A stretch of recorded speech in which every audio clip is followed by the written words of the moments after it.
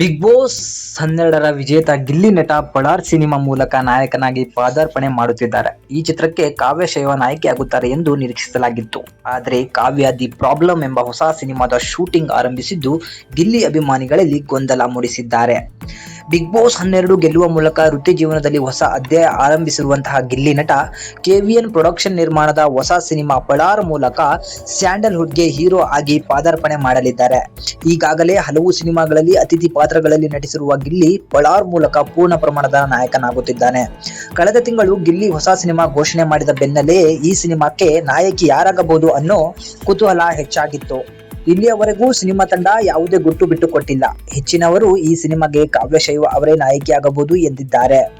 ಆದರೆ ಕಾವ್ಯ ಶೈವ ಹಾಗೂ ಗಿಲ್ಲಿ ನಟ ಬಿಗ್ ಬಾಸ್ 12ರ ಫೇವರೇಟ್ ಜೋಡಿ. ಆರಂಭದಿಂದ ಕೊನೆಯವರೆಗೂ ಇವರಿಬ್ಬರ ಕಾಂಬಿನೇಷನ್ ಸಖತ್ ವರ್ಕೌಟ್ ಆಗಿತ್ತು.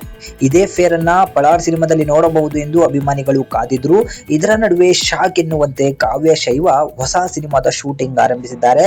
ಬಿಗ್ ಬಾಸ್ ನಿಂದ ಬಂದ ಬಳಿಕ ಖಾಸಗಿ ಕಾರ್ಯಕ್ರಮಗಳಲ್ಲಿ ಮಾತ್ರವೇ ಕಾಣಿಸಿಕೊಳ್ಳುತ್ತಿದ್ದಂತಹ ಕಾವ್ಯ ದಿ ಪ್ರಾಬ್ಲಮ್ ಹೆಸರಿನ ಸಿನಿಮಾ ಶೂಟಿಂಗ್ ಅನ್ನ ಆರಂಭಿಸಿದ್ದಾರೆ. ಈಗಾಗಲೇ ಸಿನಿಮಾದ ಶೂಟಿಂಗ್ ಸ್ಟಿಲ್ಗಳು ಸೋಷಿಯಲ್ ಮೀಡಿಯಾದಲ್ಲಿ ವೈರಲ್ ಆಗಿವೆ.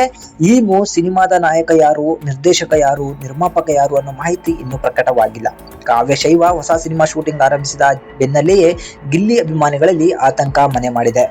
ಗಿಲ್ಲಿ ಅಭಿಮಾನಿಗಳು ಪಳಾರ್ ಸಿನಿಮಾದಲ್ಲಿ ಕಾವ್ಯ ಶೈವ ಅವರೇ ನಾಯಕಿಯಾಗಬೇಕು ಎಂದು ಬಯಸಿದ್ದರು. ಆದರೆ ಅವರ ನಿರೀಕ್ಷೆ ಸುಳ್ಳಾಗುವ ಲಕ್ಷಣ ಕಂಡಿದೆ.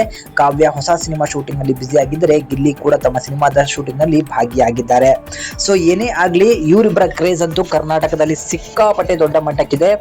ಆದ್ರೆ ಗಿಲ್ಲಿ ಸಿನಿಮಾಗೆ ಹೀರೋಯಿನ್ ಯಾರು ಅಂತ ಗೊತ್ತಿಲ್ಲ, ಕಾವ್ಯ ಸಿನಿಮಾಗೆ ಹೀರೋ ಯಾರು ಎಂಬುದು ಗೊತ್ತಿಲ್ಲ.